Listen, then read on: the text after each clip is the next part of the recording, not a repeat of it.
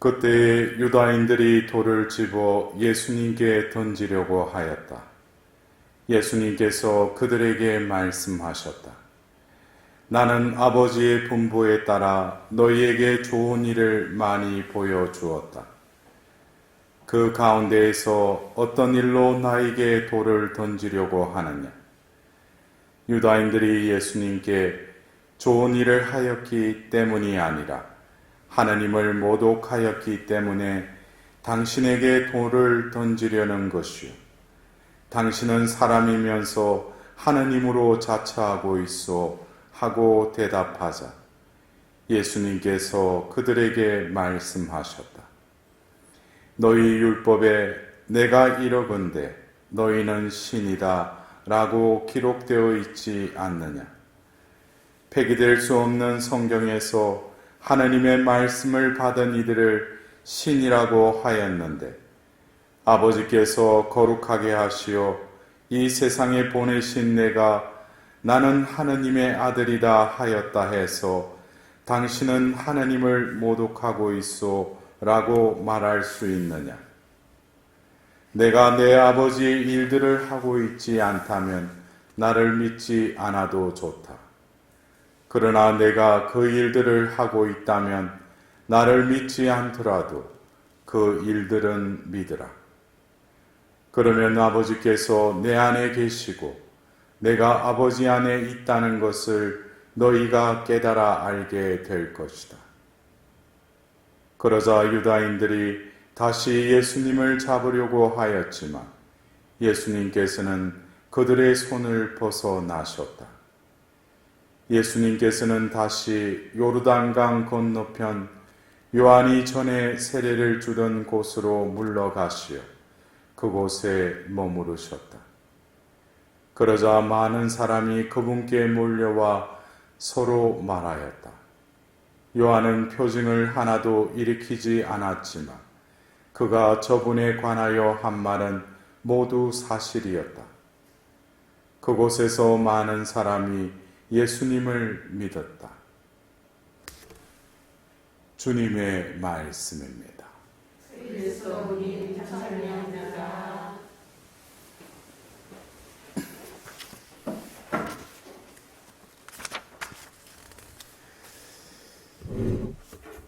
예수님께서 이제 마지막 파스카 축제일을 맞이하기 위해서 예루살렘에 머무시는 동안에 그 여러 논쟁이 있었는데 오늘은 그 유다인들과 또 예수님의 어떤 논쟁을 보았습니다. 여러분들, 유다인들은 그 말 그대로 하나님의 선민들이죠. 하나님께서 뽑으신 백성이죠. 그리고 그들은 메시아를 기다렸고 또 그 메시아가 오리라고 믿었죠. 근데 막상 예수님이 이 땅에 계실 때 그분을 제대로 받아들이고 보질 못했습니다. 왜 그럴까요?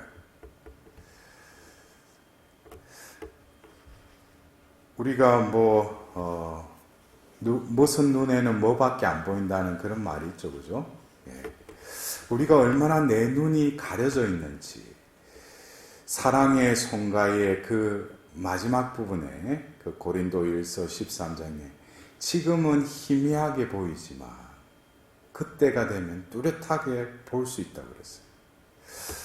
여러분들, 어쩌면 오늘 이 복음에 등장하는 이 유다인들이 예수님을 보고 당신이 지금 하나님을 모독하고 있다고 이야기를 하고 있어요.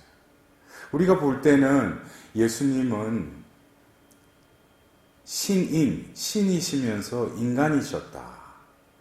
그분은 바로 하나님께서 보내신 메시아라고 우리는 믿지 않습니까? 근데 진정으로 내가 그거를 믿는가? 그분이 신이시고 또 신이신 그분이 인간의 형상을 띠고 이 땅에 오셨다는 거.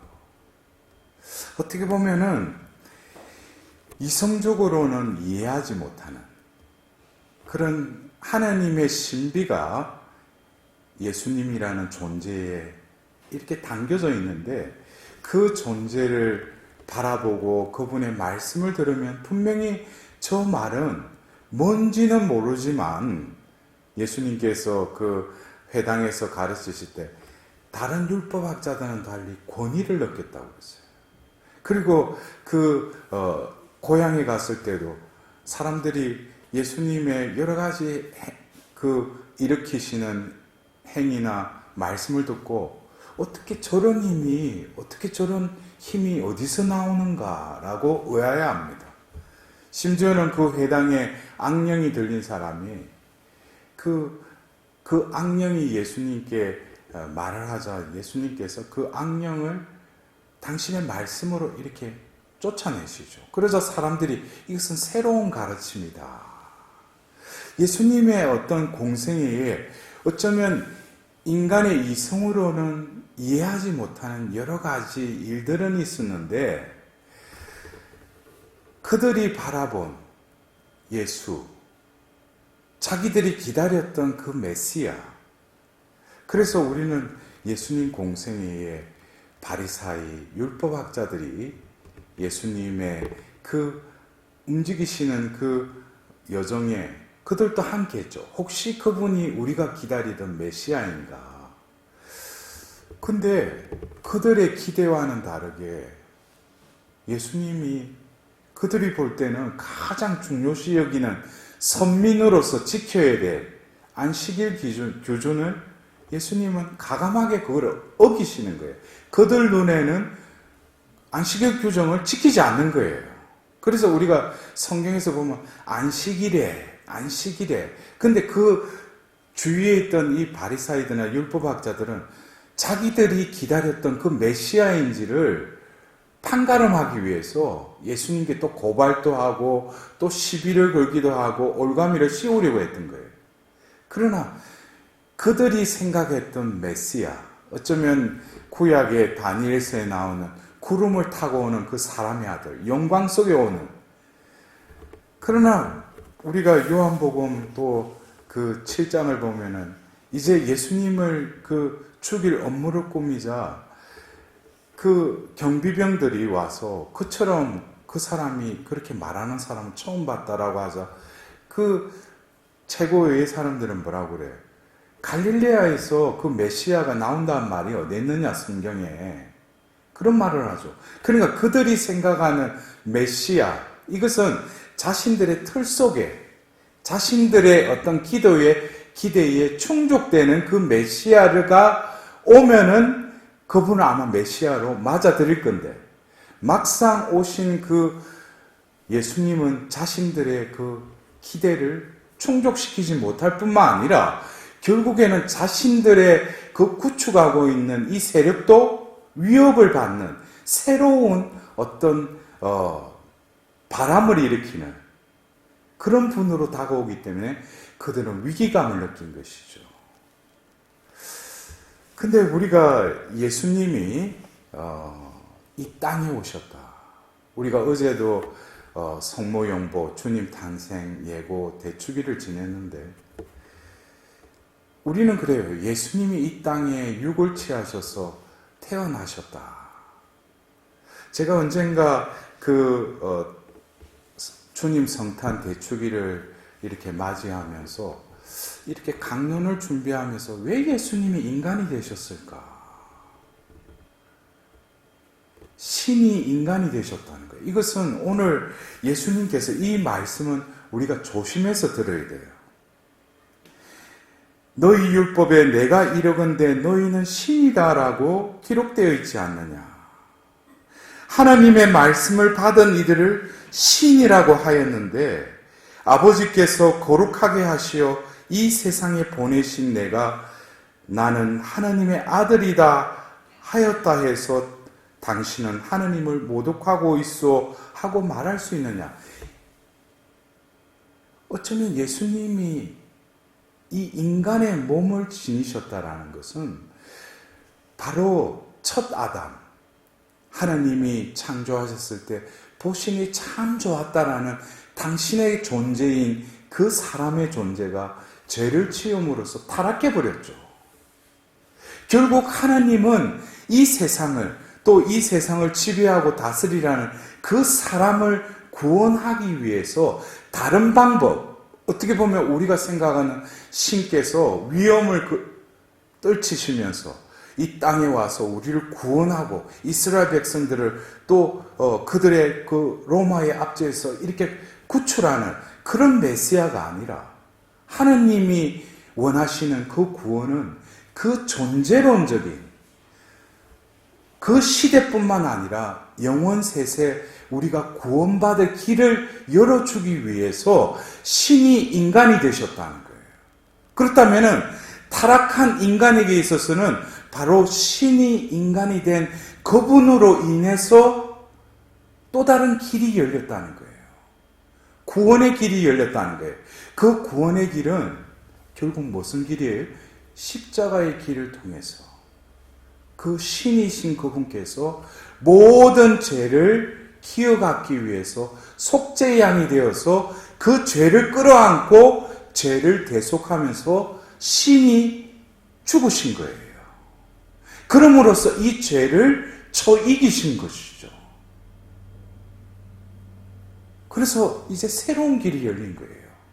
그렇다면은 바로 예수님께서 육을 취하신 그 인간은 타락한 첫 번째 그 아담이 하나님의 말씀을 어김으로써 하나님의 모상에 그 품위를 잊었다면 그 품위를 다시금 회복하기 위해서 둘째 아담이신 그 예수님이 이 땅에 오셨을 뿐만 아니라 결국 당신의 그 죄로 타락한 인간을 다시금 구원하고 회복시키기 위해서 당신이 죄의 문제를 해결하셔야만 됐다고요.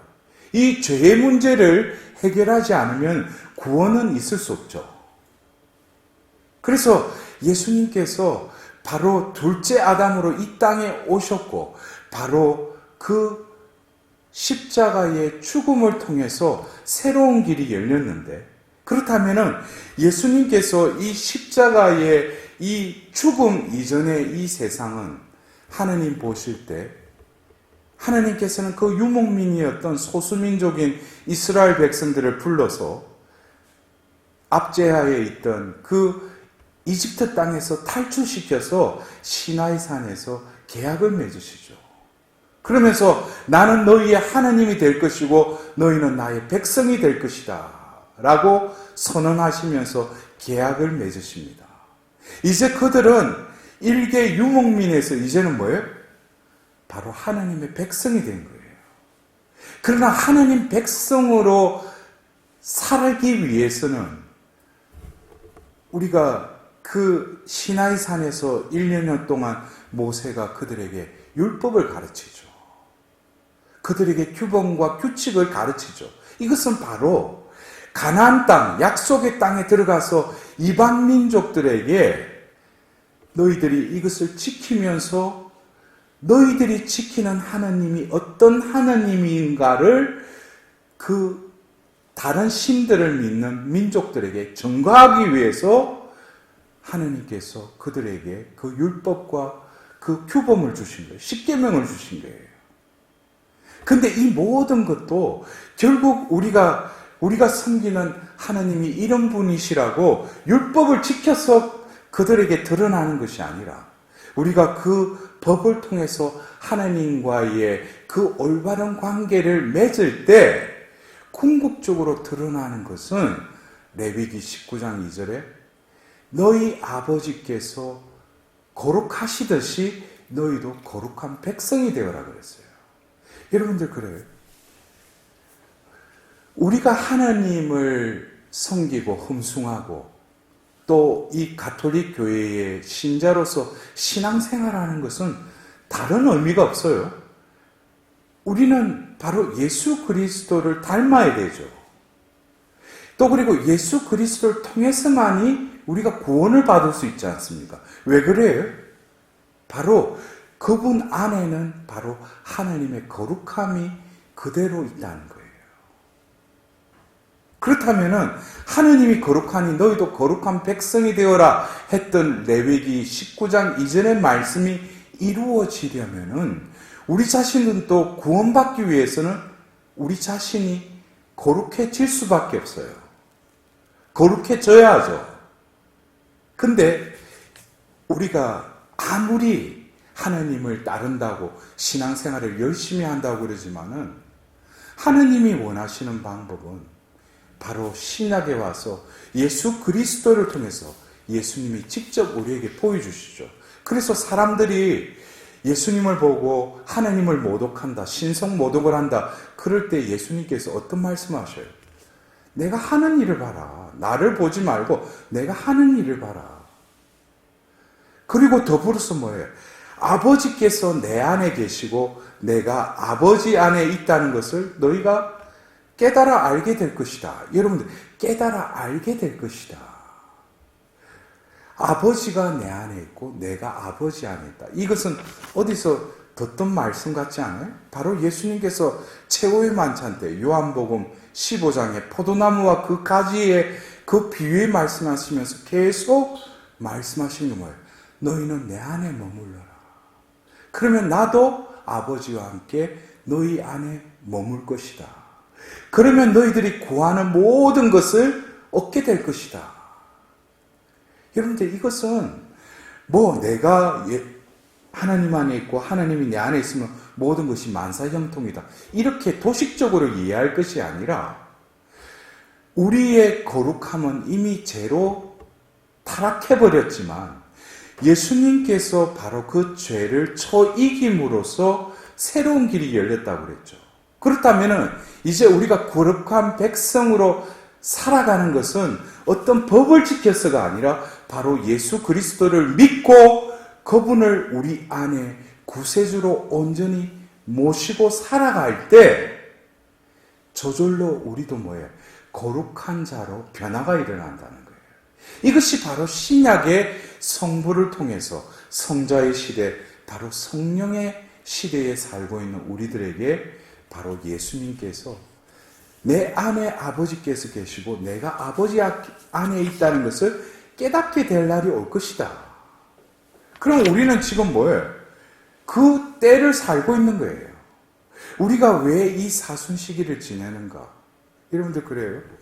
육신의 재계를 우리가 지키면서 오늘 본기도문에도 이렇게 기도하고 있습니다. 나약한 탓에 저지른 죄의 사슬에서 저희를 인자로이 풀어주소서. 우리가 이 죄의 사슬을 푸는 것은 내가 풀 수가 없어요. 바로 하나님이 풀어주시는데 어떻게 풀어주시는가? 그 방법은 단 한 가지. 바로 파스카의 신비 안으로 들어가야죠. 그 파스카의 신비가 우리가 이제 다음 주 성주간 바로 사순시기가 끝나고 성목요일, 성금요일, 성토요일 이어지는 부활 성야를 통해서 하나님은 파스카의 신비를 완성하십니다.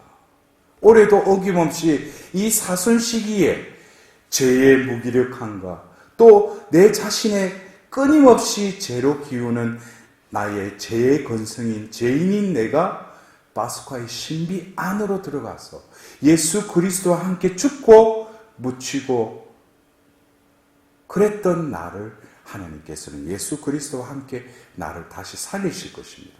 그렇다면은 우리가 예수님을 믿는다, 이것은 어떤 이성적인 지성적인 차원에서 믿는 것이 아니라 내 존재가 예수님을 믿는다라는 것은 내 존재가 또 다른 예수가 될 때, 그때가 되면 뚜렷하게 보게 되리라는 어떤 사랑의 손가의 그 마지막 말씀은 나의 존재됨이 회복될 때, 나의 거룩함이 다시금 내 안에 새 생명이 꿈틀거리고 내가 사는 것이 아니라 그리스도가 내 안에 사실 때 비로소 예수님을 어떻게 제대로 알아볼 수 있다는 거예요. 근데 우리는 오늘 이 일독서의 예레미야가 마고롬 미사빈, 이게 뭐냐면은 우리가 고사성을 하면 사면초가라는 뜻이에요. 자기는 하나님으로 부르심 받아서 예언자로 소명을 다하는데 주위의 사람들이 뭐예요? 입에서 나가는 하나님의 말씀을 듣고 이제 자기들에게 자신에게 다가와서 그를 고립시키고 이제 박해하려고 하는 거예요. 그래서 이 예레미야가 어떻게 보면은 여러분들 예레미야서를 읽으면은 왜 나를 이 세상에 태어나게 했느냐고 또 하나님께 자신의 그 태생에 대해서 그 한탄하는 그런 기도도 바치지 않습니까? 근데 예레미야는 이제 뭐예요? 이러한 사면 초가의 그 상황 속에서도 뭐라고 합니까? 주님께서 힘센 용사처럼 제 곁에 계시니 저를 박해하는 자들이 비틀거리고 우세하지 못하리이다. 오늘 하답송의 시편 18편에는 뭐라고 해요? 주님은 저의 하나님, 이 몸 숨는 저의 바위, 저의 방패, 제 구원의 뿔, 저의 성체이시옵니다. 여러분들, 이것은 내가 살기 위해서 하나님이 내 성체와 나를 막아주는 반석이요 방패가 되어주시는 것이 아니라 사면초가인 그러한 상황 속에서도 하나님께서 나와 함께 계시다는 거예요. 그래서 주님께서 몸소 나는 두렵고 고립되어 있는 그 어둠 속에 갇혀 있지만 누가 계시기에? 주님께서 함께 계시기에 나는 두렵지 않다는 거예요. 여러분들, 우리가 왜 두려워요? 이 세상의 여러 가지 악의 유혹들, 또 이 세상의 타락한 속에서 살다 보면은 내가 어떤 때는 내가 원치도 않은 어떤 악의 사슬에 내가 묶이는 경우도 있죠. 그럴 때 우리는 내가 두려워할 것이 아니라 나와 함께 계시는 주님께서 이미 2000년 전 나를 위해서 구원하기 위해서 십자가에 못 박혀 죽으셨다는 거예요. 그래서 우리가 진정으로 그분 안에서 함께 죽었다면 나의 존재도 예레미야와 같이 바로 시편 저자와 같은 고백이 나와야 되는 거예요. 왜? 이제는 내가 두려움을 느낄 장본인이 아니라 나를 이 모든 것을 막아주시고 이겨주실 용사가 나와 함께 계시다는 거예요. 그것만으로 나는 족할 뿐이라는 거예요. 그래서 여러분들 이제 사순 5주간을 지내고 이제 다음 주 거룩한 주간 성주간을 또 우리는 지내게 될 것입니다. 우리는 중요한 것은 왜 사순 시기를 지내는가? 왜 우리가 성삼일을 또 맞이해야 되는가? 그것은 다른 게 없죠. 하나님은 우리를 거룩한 백성으로 부르셨어요. 그러나 나는 거룩함과 너무나 판이한 삶을 살아가고 있어요. 그러나 하나님은 그 거룩한 백성을 다시금 살리고 싶으신 거예요. 그래서 우리가 부활 성야 때 전례 중에 우리는 바로 세례 성사 때 서약을 갱신하지 않습니까? 여러분들 이거 잘 아셔야 돼요. 우리 존재가 다시금 예수님의 부활로 나의 존재가 어떻게 돼요? 회생됐다는 거예요. 그렇기 때문에 우리가 세례 성사라는 바로 하나님 자녀로 거듭 태어난 그때 서약을 다시금 갱신하는 것입니다. 여러분들 이러한 하나님의 구원 계획을 매년 우리에게 주어지는 이 전례력의 이 흐름을 우리가 제대로 알지 못하면은 그냥 사순식이라고 뭐 와가지고 좀 희생하고 또 성삼일 지나고 부활이다 그러니까 부활이다 알렐루야 그러고 이러는 게 아니라 내 존재가 하느님 안에서 변화가 일어나야 된다는 거예요. 변화가 일어난 것은 내가 그렇게 할 수 있는 게 아니라 하나님의 은총이 그렇게 나를 이끌어 가신다는 거예요. 그래서 여러분들 진정으로 이 복음에 오늘 우리가 등장하는 그 유다인들이 우둔하고 무지한 것이 아니라 또 다른 나의 모습을 봐야 돼요. 내가 예수님을 믿는다면서 진정으로 예수님을 믿는가? 그러면은 믿는 자의 삶은 무엇인가? 바로 하나님이 내 안에 계시고 나도 하나님 안에 머무는 자. 이런 자가 바로 뭐예요? 거룩한 자라는 거예요. 그러한 자는 이미 이 생을 살더라도 하나님의 구원받은 백성으로서의 삶을 살도록 하나님께서는 늘 그와 함께 계실 뿐만 아니라 축복을 베풀어 주신다는 거예요. 여러분들도 오늘 하루 얼마나 이제 봄이 되어서 이 산에, 제가 오늘 아침에도 산에 오르면서 그 어느 정도 언덕배기에 가서 보니까 겨울에 앙상했던 가지들이 파릇파릇하면서 녹색들이 보이기 시작하는 거예요. 여러분들, 이 자연은 이미 이 부활의 향년을 맞이하려고 준비하고 있어요. 우리들도 얼마 남지 않은 이 사순식이 예수님의 부활을 맞이할 수 있는 성신